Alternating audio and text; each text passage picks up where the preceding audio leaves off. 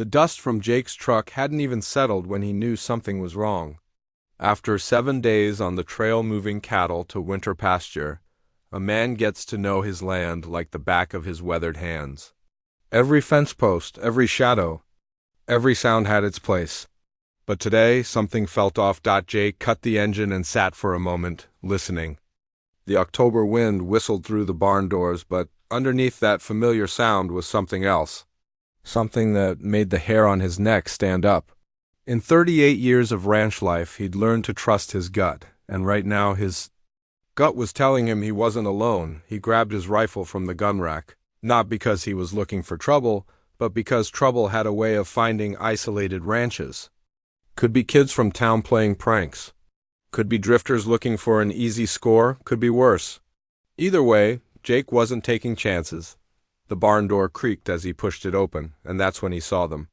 Boot prints in the dust that weren't his. Small ones, leading from the entrance toward the back stalls. Fresh prints, maybe a day or two old at most. Jake's jaw tightened. Someone had been living in his barn while he was gone. He followed the trail, rifle ready, but pointed down. Past Thunder's empty stall, past the feed bins, toward the old ladder that led up to the hayloft. That's where the prints stopped, but the story continued. There were scuff marks on the ladder rungs, and when Jake looked up, he could see disturbed hay scattered near the edge of the loft. "I know you're up there," Jake called out, his voice carrying the authority of a man who dealt with plenty of situations in his time. "Best come down so we can talk." Silence. Then, after what felt like forever, a soft rustling from above. "I'm not looking to hurt anyone," Jake continued, lowering his rifle completely. "But this is my property, and I need to know who's been staying here." More rustling, and then he saw her. First, just a pair of scuffed sneakers appearing at the top of the ladder, then legs in worn jeans, then a small frame in an oversized flannel shirt that had seen better days. But it was her face that stopped Jake cold. She was young, maybe late 20s, with dark hair pulled back in a messy ponytail. But what caught his attention wasn't her age or her obvious exhaustion. It was the blue surgical mask covering the lower half of her face. In October 2019, before the world changed, seeing someone in a medical mask in rural Montana was unusual enough to make a person wonder.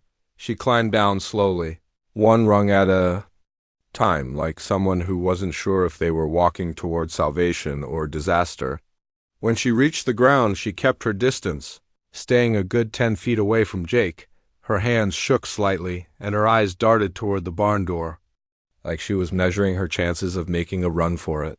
"Easy there," Jake said, the same tone he used with spooked horses. "Nobody's in trouble here. Just want to understand what's going on." She didn't say anything, just stood there watching him. Up close, Jake could see more details that painted a clearer picture.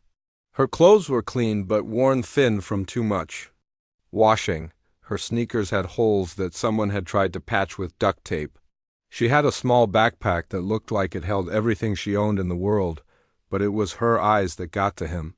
They were the kind of tired that sleep couldn't fix, the kind that came from carrying weights too heavy for anyone to bear alone. "You been staying up there long?" Jake asked, setting his rifle against a post to show he meant no harm. She nodded slightly, then seemed to think better of it and shook her head. Like she couldn't decide if honesty was safe, Jake looked around the barn with new eyes. Now he could see the signs he'd missed in his initial sweep. A plastic water bottle hidden behind a feed sack. A neat pile of hay arranged like a bed in the darkest corner of the loft. Someone had been living here, trying hard not to leave traces but unable to hide completely. "You eat anything while I was gone?" he asked Dot. This time she shook her head definitively. Jake believed her. She was thin in a way that spoke of missed meals, not fashion choices. "Well, that's about to change," Jake said, surprising himself with the decision. "You look like you could use a good meal and a safe place to sleep." She took a step back, wariness flashing in her eyes. "I'm not asking for anything in return," Jake added quickly. "Just offering some basic human kindness." She still didn't speak, but she stopped backing away. They stood there in the golden afternoon, light filtering through the barn slats, two strangers sizing each other up. Jake found himself wondering what series of events had led this young woman to make her bed in a stranger's hayloft. Whatever it was, it couldn't have been good. "My name's Jake," he said, figuring introductions were a place to start. "Jake Peterson. This is my ranch, been in my family for 40 years.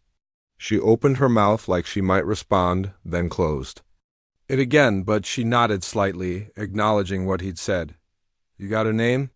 Jake asked gently. After a long pause, she spoke for the first time. Her voice was soft, raspy from disuse. "Aina, just Aina, no last name offered, no explanation." But it was a start. "Well, Aina, I'm guessing you didn't end up in my barn because you had a lot of other options."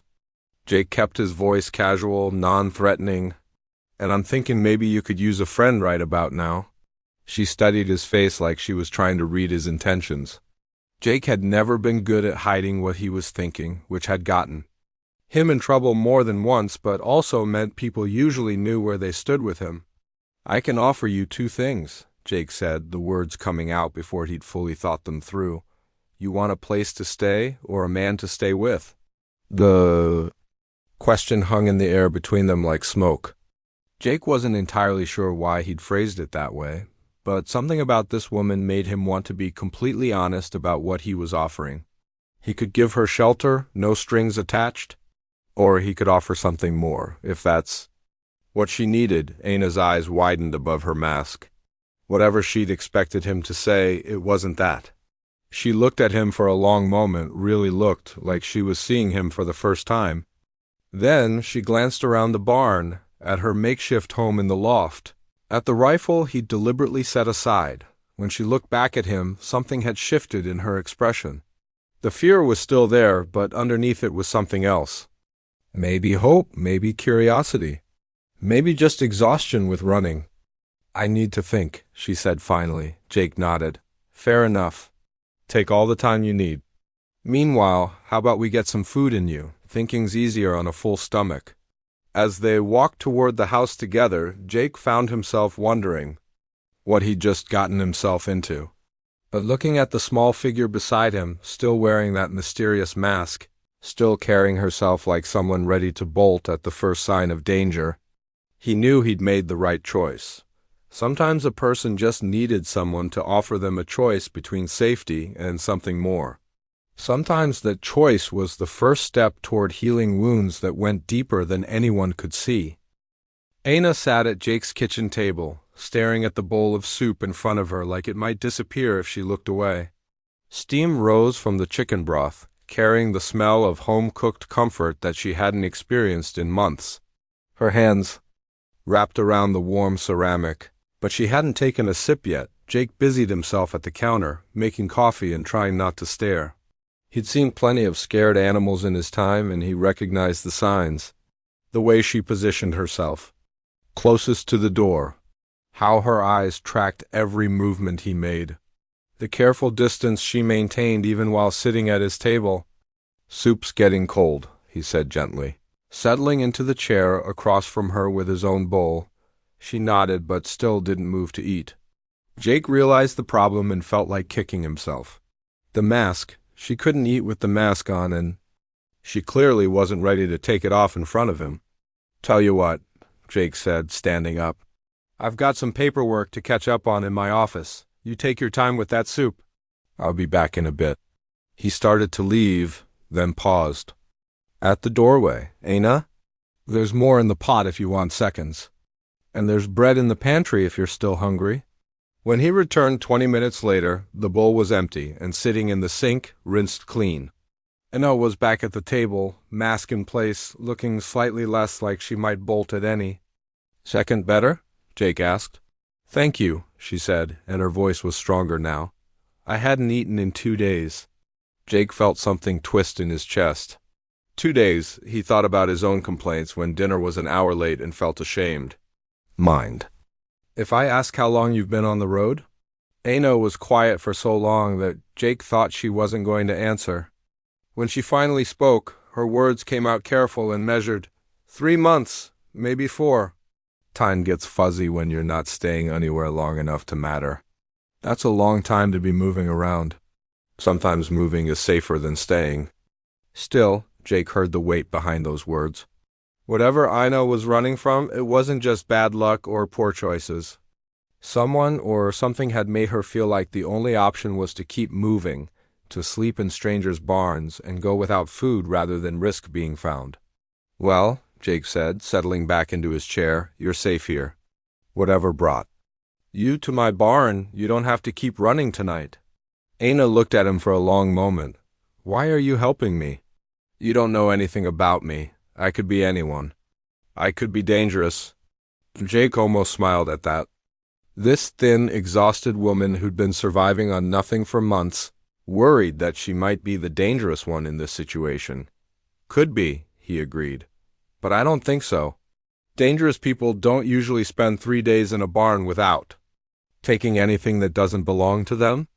Dangerous people don't rinse their dishes. Maybe I'm just good at hiding it. Maybe, but I've been reading people and animals my whole life, and my gut says you're running from danger, not bringing it. Aina's shoulders relaxed slightly, like she'd been holding tension there for so long she'd forgotten what it felt like to let it go. Besides, Jake continued, everyone deserves a safe place to sleep and a hot meal. No questions asked, no strings attached. There are always strings, Aina said quietly. People don't help for nothing. The cynicism in her voice made Jake wonder what kind of help she'd been offered before, and what price had been attached to it. Some people do, he said. Maybe you haven't met many of them lately, but they exist. They sat in comfortable silence for a while. Jake could hear the old house settling around them, the familiar creaks and sighs of wood and nails that had been holding this place together since his grandfather's time. Outside, the wind was picking up, rattling the windows and reminding them both that winter wasn't far away. That question you asked me, Aina said suddenly, in the barn, about staying. What did you mean? Jake had been wondering when she'd bring that up. He'd surprised himself with the directness of it, but something about Aina made him want to be completely honest. I meant exactly what I said. I can offer you a place to stay, no questions asked. Guest cabin out back is empty, has been for years. You could have a roof over your head, regular meals, somewhere safe to rest until you figure out what comes next. And the other option? Jake studied her face, what he could see of it above the mask. Her eyes were intelligent, watchful. She wasn't asking out of idle curiosity. The other option is harder to explain, Jake said. It's not just shelter, it's partnership. Someone to share the load with, to build something together. Someone who stays not because they need a place to hide, but because they want to be here. You don't know me. No, I don't, but I know what I see. I see someone who's been taking care of herself for a long time. Someone who's careful and considerate and stronger than she knows. Someone who could probably teach me a thing or two if she stuck around long enough. Aina shook her head. You see what you want to see? You don't know what I've done, where I've been. You're right, I don't. And if you want to tell me someday, I'll listen. If you don't, that's your choice too. But whatever it is, I doubt it changes the fact that you deserve kindness. Some things can't be undone, Aina said, and there was pain in her voice that made Jake want to reach across the table and take her hand. No, they can't. But they don't have to define everything that comes after either. Aina was quiet again, but Jake could practically see her thinking, weighing options, trying to decide if she could trust this stranger who'd offered her choices instead of demands. If I chose the first option, she said carefully, just a place to stay, would you expect me to work for it? Pay rent? Ranch can always use extra hands if you want to help out. But it's not required. Consider it a gift, no payback needed. And if I chose the second option? Jake felt his heart speed up slightly. Then we'd figure it out together. Take it slow, see where it leads. No pressure, no timeline.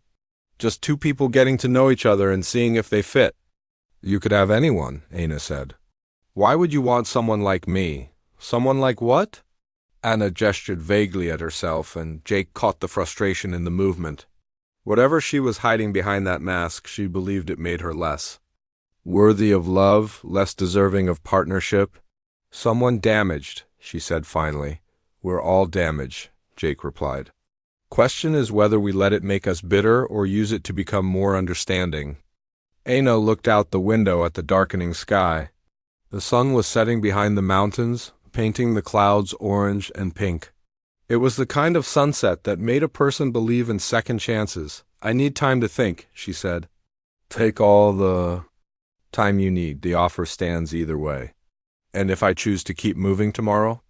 Jake felt a stab of disappointment but kept his voice steady. Then I'll make sure you have supplies for the road and wish you well. Just like that? Just like that? Your choice, Aina. Whatever you decide, I'll respect it. She nodded slowly, and Jake could see the weight of the decision settling on her shoulders. But for the first time since he'd found her in his barn, she didn't look like she was about to run. Aina woke up in a real bed for the first time in 4 months, and for a moment she forgot where she was. The mattress was soft but firm, the sheets clean and smelling of lavender fabric softener. Sunlight streamed through curtains that actually matched the bedspread. It took her a few seconds to remember the choice she'd made the night before. A place to stay, she told Jake as they stood on his porch under a sky full of stars. Just a place to stay. She'd seen something flicker across his face then, maybe disappointment, maybe relief. It was hard to tell with Jake. He kept his emotions close to his chest, like a man who'd learned that showing too much could hurt. The cabin it is, then, he'd said simply, and led her across the yard to a small building she hadn't noticed in. The barn's shadows, the guest cabin was perfect. One room with a kitchenette, a bathroom with a shower that had actual hot water, and furniture that looked like it belonged in a grandmother's house. Comfortable, lived in, safe? Jake had apologized for the dust, explained that his grandmother used to use it for her quilting projects before she passed. I'll get you some fresh linens, he'd said, already heading for the door. And there's food. In the main house, whenever you're hungry, just knock. Jake, she'd called after him, and he'd stopped. Why is this so easy for you, helping a stranger? He'd been quiet for a long moment, looking out at the dark pastures where she could hear cattle settling in for the night. Maybe because I know what it's like to need help and be too proud to ask for it. He'd said finally. Now, in the morning light, Aina could see details she'd missed in the darkness.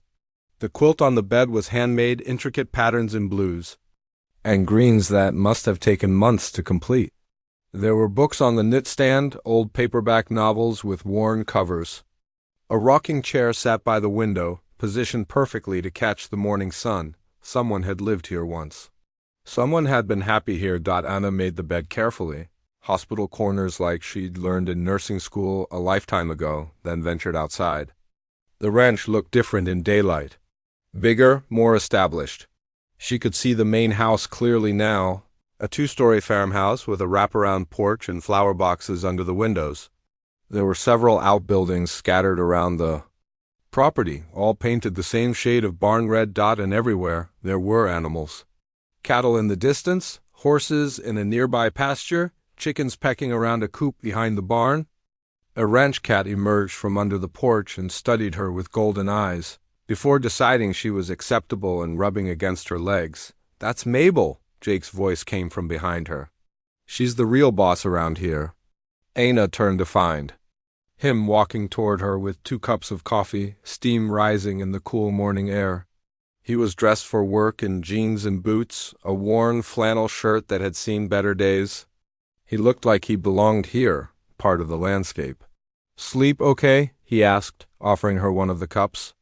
Better than I have in months, Aina admitted, accepting the coffee gratefully. It was strong and black, exactly what she needed. Good. I was thinking if you're interested, I could use some help with the animals today. Nothing too strenuous, just checking on things? Aina hesitated. She told him she just wanted a place to stay, but the truth was she was going crazy with nothing to do. 4 months of moving from place to place had left her feeling useless, disconnected from any kind of purpose. What kind of help? She asked. One of my horses has been favoring his left front leg. Could use another set of eyes to look at it. And there's a cow that's been acting off, might be coming down with something. Aina felt something stir inside her, something that had been dormant for too long. I'm not a veterinarian, she said carefully. No, But you know about medical things, right? I saw how you looked at that cut on my hand yesterday. Like you knew exactly what needed to be done. He was observant. She'd give him that. Most people didn't notice the way she automatically assessed injuries, how her hands wanted to reach out and help when she saw something wrong. I was a nurse, she said quietly. Before what? Aina took a sip of coffee, buying herself time. How much should she tell him? How much could she tell him without seeing that look in his eyes, the one that made her feel like a broken thing to be pitied? Before I couldn't be anymore, she said finally. Jake didn't push for more details, just nodded like he understood that some stories took time to tell. Well, nursing skills transfer pretty well to ranch medicine, he said. Animals can't tell you where it hurts, but they show you in other ways. Kind of like people sometimes. They walked toward the horse pasture together, and Aina found herself relaxing in a way she hadn't in months. There was something about Jake's steady presence that made her feel safe. He didn't ask too many questions, didn't stare at her mask, didn't make her feel like she had to perform being normal. The horse with the injured leg was a beautiful bay gelding named Rusty. Jake approached him slowly, speaking in low, soothing tones while Aina watched from outside the fence. What do you think? Jake asked as Rusty lifted his left front hoof slightly, clearly favoring it. Aina studied the horse's posture, the way he held his weight, the tension in his muscles. Can you get him to walk a few steps? Jake led Rusty in a small circle, and Aina could see the subtle limp, the careful way the horse placed his weight. Looks like he might have something stuck in his hoof, she said. See how he's not putting his full weight down? If it was a muscle or tendon injury, he'd be holding it differently. Jake's eyebrows rose. You got all that just from watching. Him walk? You learn to read body language when words aren't an option, Aina said. Patients in pain move differently, whether they're people or animals. They spent the next hour examining Rusty's hoof, and sure enough, Aina was right. A small stone had wedged itself between the shoe and the hoof wall. Jake worked it out carefully while Aina held Rusty's lead rope, speaking softly to keep the horse calm. You're good at this, Jake said as they watched Rusty walk away, no longer limping. Feels good to be useful again, Aina admitted. They checked on the sick cow next, and again Aina's medical instincts proved valuable. She spotted signs of infection that Jake had missed, suggested treatments that made sense. By the time they finished their rounds, something had shifted between them. I could pay you, Jake said as they walked back toward the house, for helping out. It's not charity if you're earning it, Aina considered this. She had maybe $40 left to her name, and that wouldn't last long if she decided to move on. But more than the money, she'd felt alive again today, useful, like maybe all her training and experience hadn't been completely wasted. I don't need much, she said. Just enough for basics, fair wages for fair work, Jake said firmly. That's how it works here.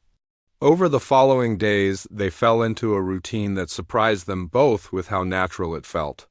Aina would wake up in the cabin, meet Jake for coffee, then spend the day helping with ranch work. She had a gentle touch with the animals and an eye for health problems that saved them both time and money. Jake, meanwhile, proved to be exactly what he'd promised. He respected her boundaries, never pushed for more information than she was willing to give, and treated her like a partner rather than a charity case. He showed her how to read weather patterns, taught her the names of all the animals, shared stories about the ranch's history without making her feel obligated to share her own. In the evenings, they'd sit on their respective porches, close enough to talk but far enough apart that Aina never felt crowded. Sometimes they'd discuss the day's work. Sometimes they'd sit in comfortable silence while the sun set behind the mountains. It was the kind of peace Aina had forgotten existed, the kind of safety that came not from hiding, but from being accepted exactly as she was, mask and all. 3 weeks had passed since Aina chose safety over uncertainty, and the ranch had started to feel less like a hiding place and more like home. She'd learned the rhythm of the days here, the way mornings began before sunrise with coffee on the porch and the sound of cattle stirring in distant fields. She knew which chickens were the friendly ones and which would peck your hand if you weren't careful. She could predict when Jake would appear with his thermos and his quiet morning observations about the weather, but it was the small moments that surprised her most. The way Jake always made extra coffee without asking if she wanted any. How he'd started leaving fresh eggs from the henhouse on her cabin doorstep. The careful way he'd repaired the loose step on her porch without mentioning it, like it was just something that needed doing. Anna found herself looking forward to these gestures more than she cared to admit. After months of feeling invisible, of being just another face in the crowd at truck stops and diners, it was strange to be seen, to matter to someone, even in small ways. This morning was different, though. Jake was waiting for her with coffee, as usual, but his expression was more serious than normal. "Storm coming in tonight," he said, handing her the warm mug. "Big one, according to the weather service. Could get pretty rough." Aina looked at the sky.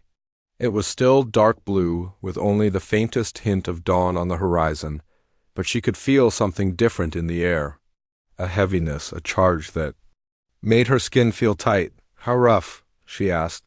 "Rough enough that I'd feel better if you stayed in the main house tonight. That cabin's solid, but it's been empty for 3 years. Haven't tested it against a real storm?" Aina felt her chest tighten. The main house meant sharing space, being closer than the careful distance they'd maintained. It meant Jake might see things she wasn't ready to show. "I'll be fine," she said quickly. "The cabin has weathered storms before." Jake studied her face, and Aina could see him weighing his words carefully. "Maybe, but humor me, okay? There's a guest room upstairs, completely separate from my room. You'd have your own space, your own bathroom, just until the storm passes." Before Aina could answer Thunder, Jake's favorite horse came trotting up to the fence with an odd gait. Both of them turned to look, and Aina immediately saw the problem. "He's favoring his right hind leg now," she said, setting down her coffee. "Different leg than last time." They spent the next hour examining Thunder, and Aina's diagnosis was more serious than a simple stone in the hoof. The horse had developed an abscess that needed immediate attention. By the time they finished treating him, the sky had turned an ominous gray and the wind was picking up. "Looks like that storm's moving in faster than predicted," Jake said, looking at the horizon. "We should get the animals secured?" They worked together through the morning, bringing the horses into the barn, checking that the cattle had access to shelter, securing anything that might blow around. Aina found herself moving without conscious thought, anticipating what Jake needed before he asked. They worked like partners who'd been doing this for years. Instead of weeks, it was while they were reinforcing the chicken coop that Aina made her mistake. A loose board caught on her flannel shirt as she bent down, and before she could stop it, the fabric pulled tight against her mask, shifting it just enough to reveal the edge of scar tissue along her jawline. She straightened quickly, adjusting the mask, but not before Jake had seen. He didn't say anything, just kept working. But Aina could feel the weight of his new knowledge. By afternoon, the storm was fully upon them. Rain lashed against the windows and wind howled around the buildings like something alive and angry. Aina stood in her cabin doorway, watching tree branches bend almost to the breaking point, and had to admit that Jake was right. This wasn't a storm to ride out alone in a building that hadn't been tested. She packed her few belongings and ran through the rain to the main house, Jake holding the door open for her and ushering her inside. "Guest room's upstairs, first door." "On the right," he said, taking her wet jacket. "There are towels in the bathroom, and I put some of my grandmother's clothes in the dresser in case you need anything dry." The guest room was warm and comfortable, with a 4-poster bed covered in another of those beautiful handmade quilts. Aina showered and changed into a soft sweater that smelled faintly of lavender and mothballs. When she came downstairs, she found Jake in the kitchen making dinner. "Power's been flickering," he said without turning around. "Figured we should cook while we can. Hope you like chili." They ate by candlelight when the electricity finally went out completely, the storm raging outside while they sat in the warm glow of the kitchen.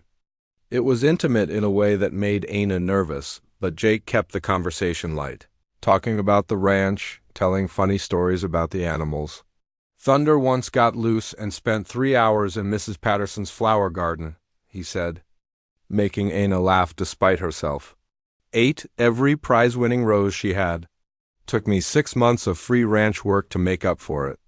Did you ever figure out how he got loose? Ana asked. Turned out one of the neighbor kids had been feeding him carrots through the fence. Smart horse, figured out if he leaned just right on the gate latch, he could pop it open. Ana smiled, then realized Jake couldn't see it behind her mask. It was something that had started to bother her more often lately. The way the mask hid her reactions made her feel disconnected even in moments like this. As if reading her thoughts. Jake said quietly, "You know you don't have to wear that around." Me. Ana's hand went automatically to her face. "Yes, I do. Because of what I saw earlier." She'd been hoping he wouldn't bring it up. "You don't understand? Maybe not. But I understand what it's like to hide from things that hurt."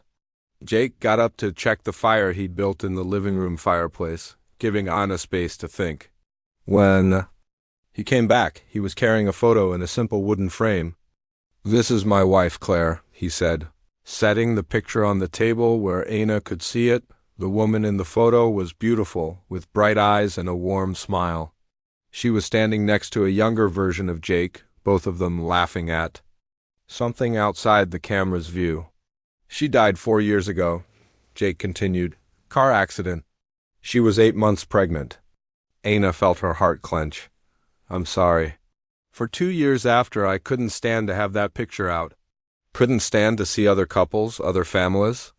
I hid here on the ranch and told myself it was better to be alone than to risk that kind of pain again."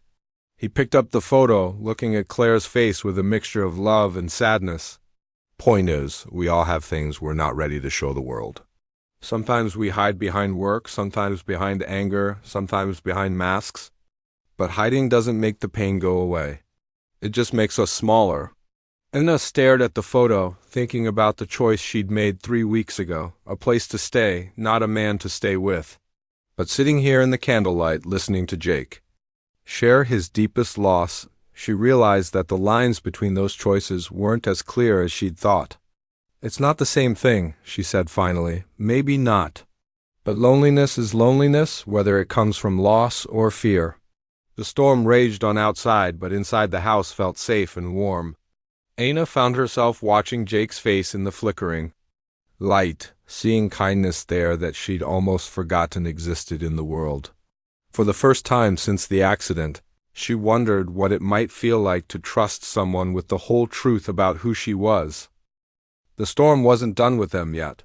If anything, it had gotten worse as the night wore on. By 10 o'clock, the wind was howling like something wild and hungry, rattling every window in the old farmhouse. Ana had tried to go to bed in the guest room, but every crash of thunder made her jump, and the unfamiliar sounds of the house settling kept her wide awake. She found Jake downstairs in the living room, feeding another log to the fire. He changed into worn jeans and a thick wool sweater, looking comfortable and at home in the flickering light. "Can't sleep either?" he asked without turning around. "Too loud," Ana admitted, settling into the armchair across from the couch. She'd put her mask back on before coming downstairs, a habit so automatic she didn't even think about it anymore. "This old house has weathered worse storms than this one," Jake said, settling back onto the couch. "My grandfather built it to last. These walls have seen blizzards that lasted for days, tornadoes that took out half the county. She's solid." As if to challenge his words, something heavy crashed against the side of the house, making them both jump. Jake was on his feet immediately, heading for the window. "Probably just a tree branch," he said, but Ana could hear the concern in his voice. "I should check the barn, make sure the animals are okay." "You can't go out in this," Ana protested. "It's too dangerous." Jake was already reaching for his coat. "Horses get spooked in storms like this. If one of them panics and hurts itself, I'll never forgive myself." Before Ana could argue further, the lights flickered once, twice, then went out completely. The house plunged into darkness except for the orange glow of the fire.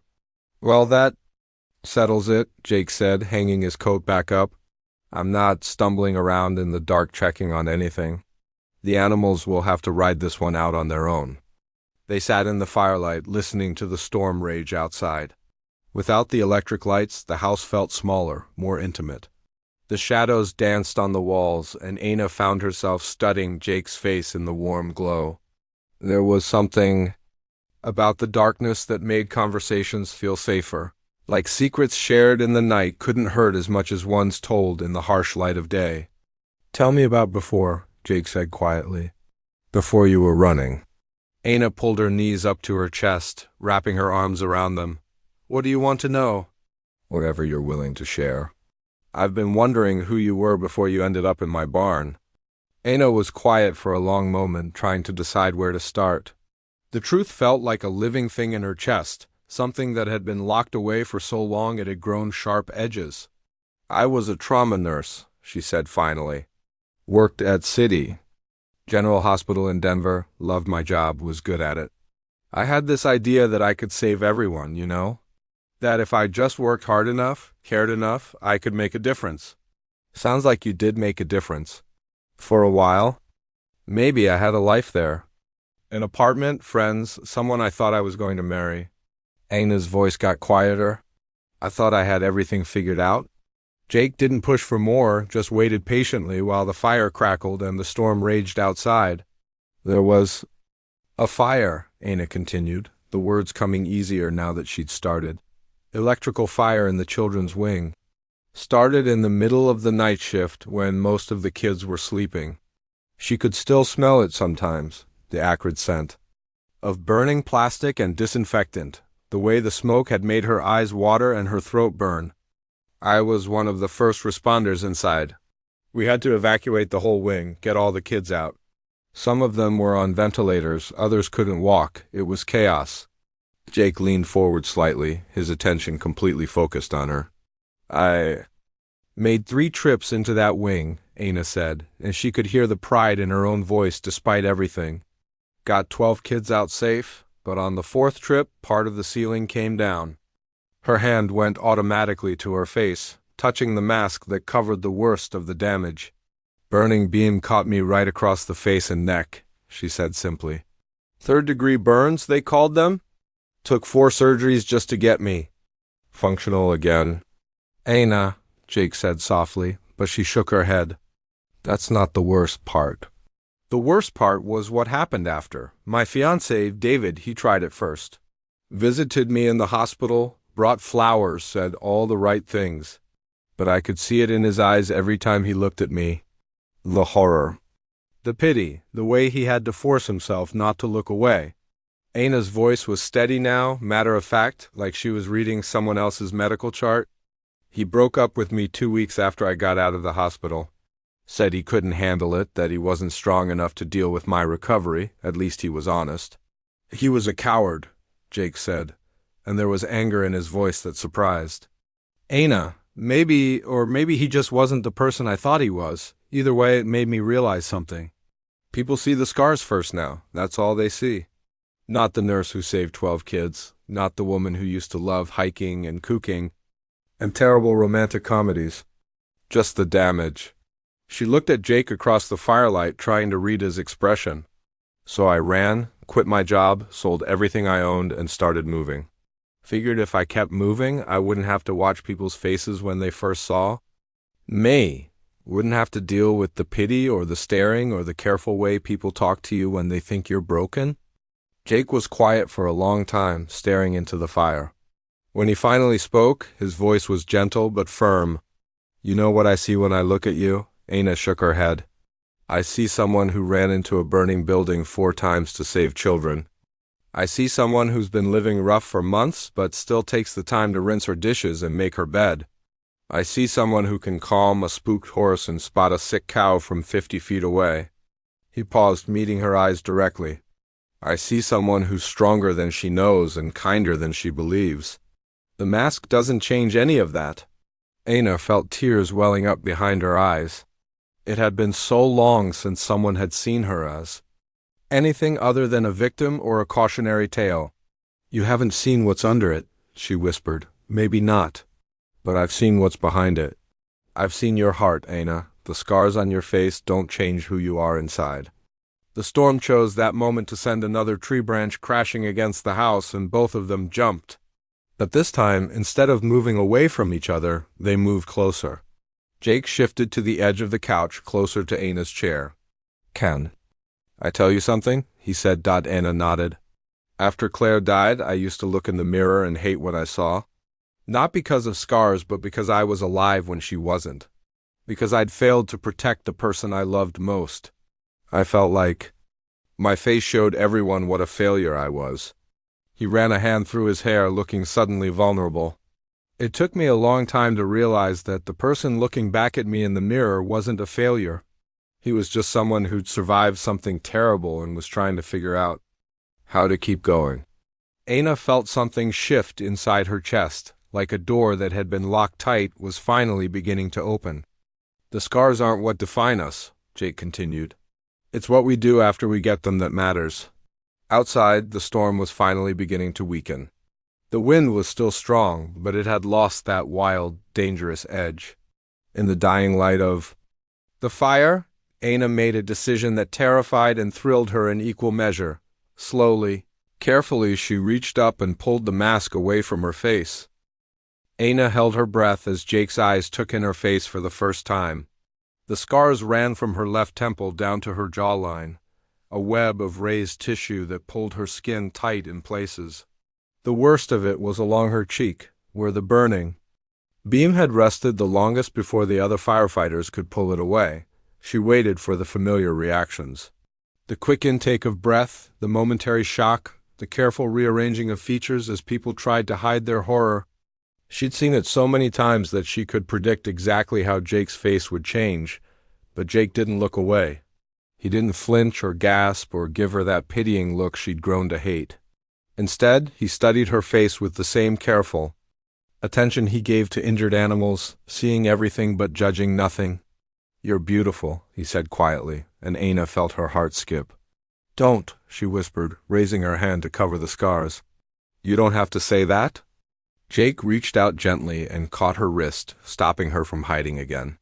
His touch was warm and sure, the calloused fingers of a man who worked with his hands.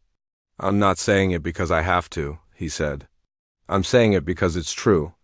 You're beautiful, Anna. The scars don't change that. They're just part of your story." Anna had heard plenty of well-meaning people tell her that scars showed strength, that they proved she was a survivor. But no one had ever called her beautiful. While looking directly at the damage, the tears she'd been holding back finally spilled over. "I can't remember the last time someone looked at me without pity," she said. "Then they weren't really looking," Jake replied. "They were seeing what they expected to see instead of what was actually there."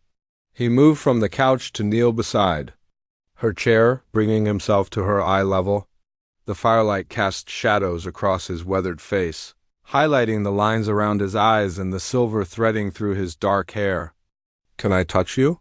he asked softly. Anna's first instinct was to say no. She'd spent months avoiding human contact, flinching away from casual touches, building walls that kept everyone at a safe distance.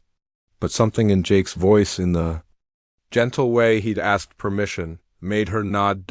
Jake raised his hand slowly, giving her time to change her mind. When she didn't pull away, he traced one finger along the edge of her scars, his touch feather-light. "Does it hurt?" he asked. "Not anymore. Not the physical pain anyway." "But other kinds of pain," Anna nodded. "I used to love my face." "I know that. Sounds vain, but I did. I liked the way I looked when I smiled, the way David used to tell me I was pretty.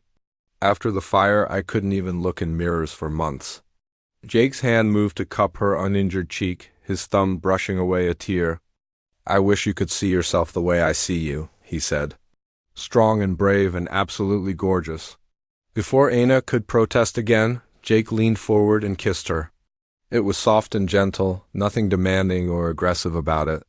Just a simple connection between two people who understood what it meant to carry pain. Anna froze for a moment, overwhelmed by the sensation of being kissed, being wanted, being seen as desirable despite everything. Then she kissed him back, her hands finding their way to his shoulders. When they broke apart, Jake rested his forehead against hers. "I've wanted to do that for weeks," he admitted. Even with the mask? Especially with the mask. Do you know how crazy it made me wondering what you were hiding under there? Not because I thought it was terrible, but because I wanted to know every part of you. Aina felt something unfamiliar blooming in her chest.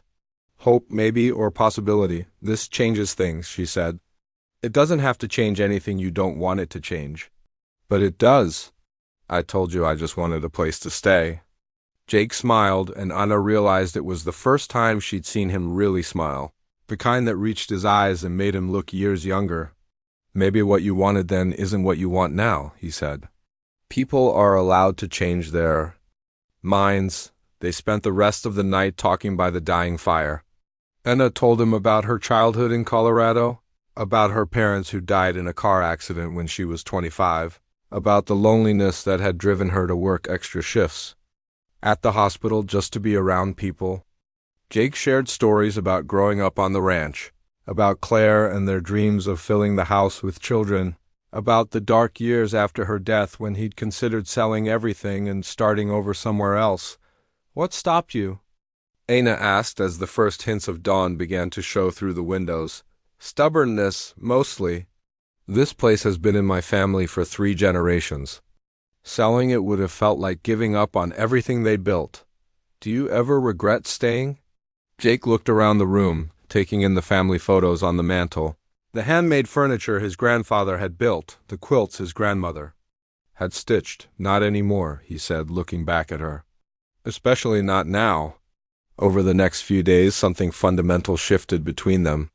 Aina stopped wearing the mask around Jake, though she still put it on when they went to town for supplies or when the veterinarian came to check on Thunder.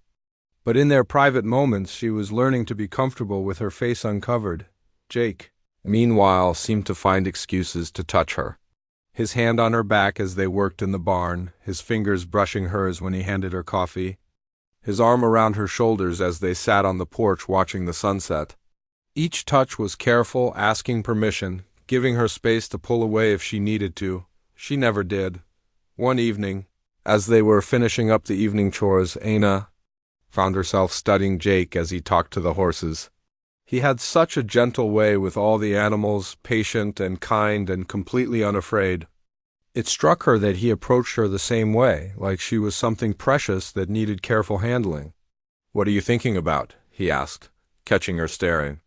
"You," Aina said honestly. "How you make me feel safe." "Good, that's what I want. It's been a long time since I felt safe with anyone." Jake set down the feed bucket he'd been carrying and turned to face her fully. "Aina, I need you to know something.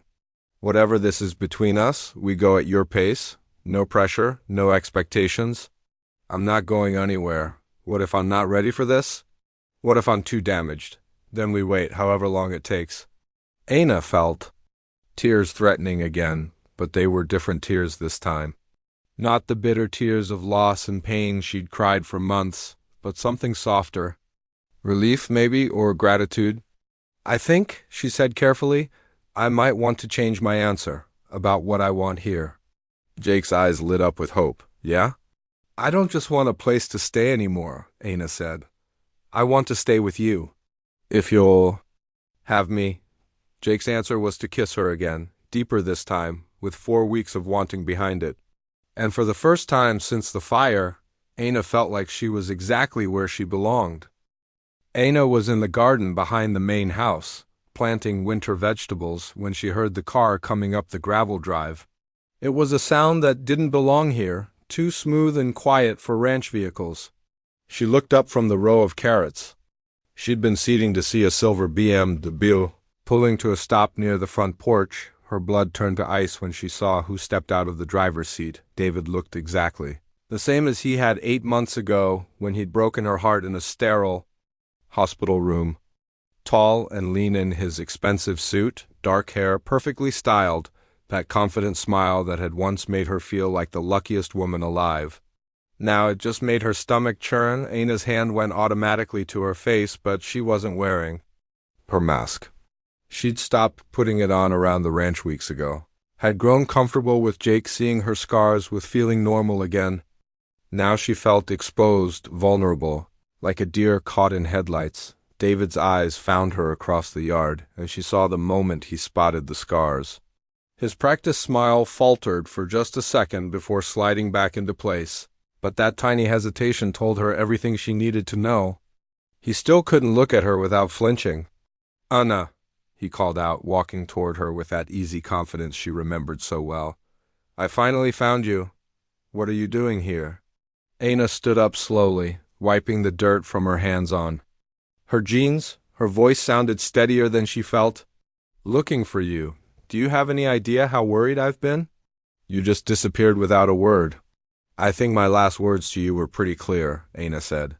"You told me you couldn't handle being with someone like me anymore." David had the grace to look ashamed. "I know what I said.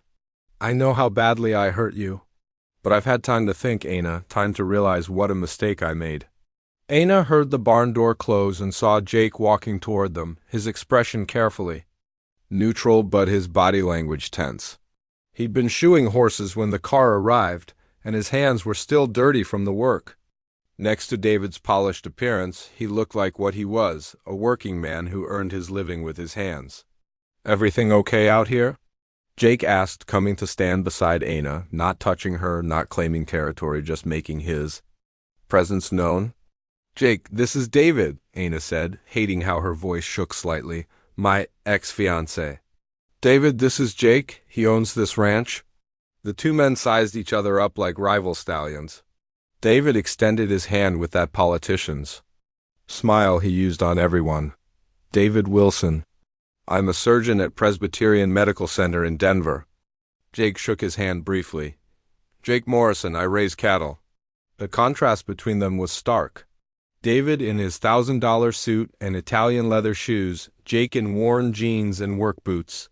David with his soft hands and perfect teeth, Jake with his weathered face and calloused fingers. One man who worked in sterile operating rooms, another who worked under the open sky. "I was just telling Anna that I've made a terrible mistake," David continued, turning back to her. "I let fear make my decisions for me, and I lost the best thing that ever happened to me." "You had your chance," Anna said quietly. "You made your choice when I needed you most. I know. And I've regretted it every day since." David stepped closer, and Anna instinctively moved backward until she felt Jake's solid presence behind her. "But I'm here now.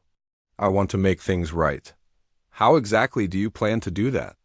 Jake asked, and there was an edge to his voice that Anna had never heard before. David reached into his jacket and pulled out a thick envelope. "I've been doing research.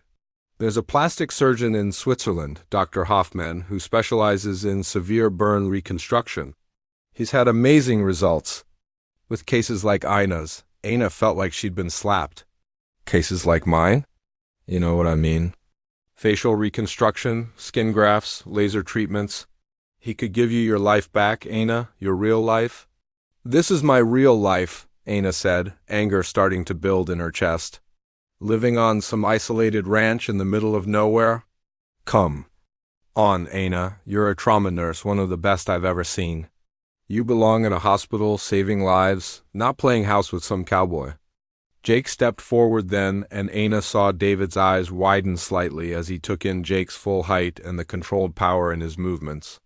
"I think you need to watch how you talk about her," Jake said quietly. "And I think you need to mind your own business," David shot back. "Anna and I have history. We have a connection you couldn't possibly understand." "You're right," Jake said. "I don't understand how a man could look at the woman he claims to love and see only what he thinks needs fixing." David's face flushed red. "You don't know what you're talking about. Anna was beautiful before the accident. She could be beautiful again. She is beautiful," Jake said simply. "Right now exactly as she is." Anna felt tears stinging her eyes, but they weren't tears of sadness. They were tears of gratitude for this man who saw her completely and loved what he saw. "Anna, be reasonable," David said, turning back to her. "I'm offering you a chance to have your old life back, your career, your friends, your future." "What can he offer you? A life of isolation on some forgotten ranch?" "He offers me something you never did," Anna said, finding her voice again. "He offers me acceptance. I accept you. That's why I'm here. No, you don't. You want to fix me. You want to change me back into someone you can stand to look at. That's not acceptance, David. That's conditional love. David's composure finally cracked. I'm trying to help you. Do you want to spend the rest of your life hiding from the world? I'm not hiding, Ana said, and she realized it was true. For the first time in months, she wasn't hiding. I'm living. There's a difference. With him? David gestured dismissively at Jake. What kind of future can you have with a rancher who probably never finished high school? The kind where someone loves me for who I am, not who they think I should be. Ana replied. Jake had gone very still beside her, and Ana could feel the tension radiating from him. But he didn't rise to David's bait, didn't defend himself or his education or his worth. He just stood there, solid and steady, letting Ana fight her own battle. I have money, Ana, David said desperately. I can pay for the surgery, for your recovery, for anything you need. I can give you back everything. You lost. You can't give me back what I lost, Ana said softly. Because what I lost wasn't my face. It was my faith in people, my ability to trust, my belief that someone could love me unconditionally. She reached for Jake's hand, and he took it without hesitation, his fingers intertwining with hers. But I found all of that again, here, with him. So thank you for the offer, but I don't want my old life back. I like the one I'm building. David stared at their joined hands like he couldn't quite believe what he was seeing. You're making a mistake, Ana. You're letting emotion cloud your judgment. For the first time in my life, I'm letting my heart make the decision instead of my head, and my heart chooses him. David stood there for a long moment, his perfect composure finally completely shattered. When he spoke again, his voice was cold. When you change your mind, don't call me. I won't be there again. I won't change my mind, Ana said with quiet certainty. They watched David walk back to his car, his shoulders rigid with wounded pride. He drove away without looking back, leaving only dust and the memory of a life Ana no longer wanted. Jake squeezed her hand gently. You okay? Ana looked around at the ranch, at the mountains in the distance, at the man beside her who taught her what real love looked like. Better than okay, she said. I'm home. 6 months later, Ana stood in what used to be the old barn's tack room, now transformed into a small but well-equipped veterinary clinic. The morning sun streamed through new windows she and Jake had installed together, casting warm light across the examination table where Thunder stood patiently while she checked his hooves. Looking good, boy, she murmured, running her hands along his legs with the confidence of someone who'd found her calling again. That abscess is completely healed. Thunder nickered softly and nudged her shoulder, making her laugh. The big gelding had become her favorite patient, not just because he belonged to Jake, but because he'd been her first success story here. Word had spread quickly through the rural community about the lady vet, who worked with a gentle touch and didn't charge city prices. The sound of tires on gravel made her look up. Through the window she could see Mrs. Patterson's old truck pulling into the yard, a dog carrier visible in the back. Ana smiled, recognizing the routine. Mrs. Patterson's ancient border collie. Rex was due for his monthly arthritis check. Dr. Ana, Mrs. Patterson called out as she climbed from the truck. The title still felt strange but wonderful. Ana had never finished veterinary school, but her nursing background combined with months of hands-on experience had earned her the respect of the local ranchers. The state veterinary board had agreed to let her work under the supervision of Dr. Martinez from town, who came by twice a week to handle the cases that required surgery. Morning, Mrs. Patterson. How's Rex been doing on those new supplements? Oh, much better. He's been chasing the chickens again, which drives me crazy but means his joints aren't hurting as much. Ana helped carry Rex into the clinic, marveling again at how natural this felt. She'd thought her medical career was over when she left Denver, but instead she'd found something even better. Here, she could take time with each patient, build relationships with both animals and their owners, be part of a community instead of just another face in a busy hospital. The bell above the clinic door chimed, and Jake appeared with 2 cups of coffee, still warm from the kitchen. Thought you might need this, he said, kissing her cheek before greeting Mrs. Patterson. Anna caught her reflection in the window as she reached for the coffee, and for a moment she almost didn't recognize herself. The woman looking back at her had sun-touched skin from working outdoors, laugh lines around her eyes, and yes, scars along her jawline. But the scars seemed smaller somehow, less significant than the happiness radiating from her face. She'd stopped covering them entirely about a month ago. It had happened gradually, first going without the mask around the ranch, then at the feed store, finally at the church potluck where Jake had introduced her as his girlfriend. A few people had stared, but most just saw her as the woman who'd saved their cow or treated their dog's infection. "I'll leave you ladies to it," Jake said, squeezing Anna's hand. "Got to check the fence line in the north pasture." Anna watched him go, still amazed sometimes that this was her life, that she'd gone from sleeping in a barn to running her own clinic, from hiding from the world to being an essential part of a community. After Mrs. Patterson left with a much more comfortable Rex, Anna found herself with a rare, quiet moment. She walked outside to the porch they'd built in front of the clinic. Looking out over the land that had become home, the ranch looked different now too. What had once been Jake's solitary retreat was becoming something livelier. They'd painted the barn, fixed the fence around the vegetable garden, and added flower boxes to the clinic windows. Small changes, but they reflected the way two separate. Lives were slowly weaving together into something new. Anna heard the rumble of Jake's truck returning and felt that familiar flutter of happiness. Even after all these months, she still got excited when he came home. He climbed out of the truck with a smile that told her he had news. "What's that look about?" she asked as he approached. "Come with me, I want to show you something." Jake led her to the old guest cabin where she'd first stayed, the place that had offered her safety when she'd needed it most. But instead of going inside, he stopped on the front step and pulled a small velvet box from his pocket. Anna's heart stopped. "Anna," Jake said, his voice slightly nervous, 6 months ago you asked me for a place to stay. Then you decided you wanted a man to stay with. Well, I'm hoping now you might want a husband to stay with forever." He dropped to one knee on the cabin steps, opening the box to reveal a simple but beautiful ring. Not a huge diamond like David had given her, but a sapphire surrounded by smaller stones that caught the light like tiny stars. "It was my grandmother's," Jake said. "She would have loved you, Anna.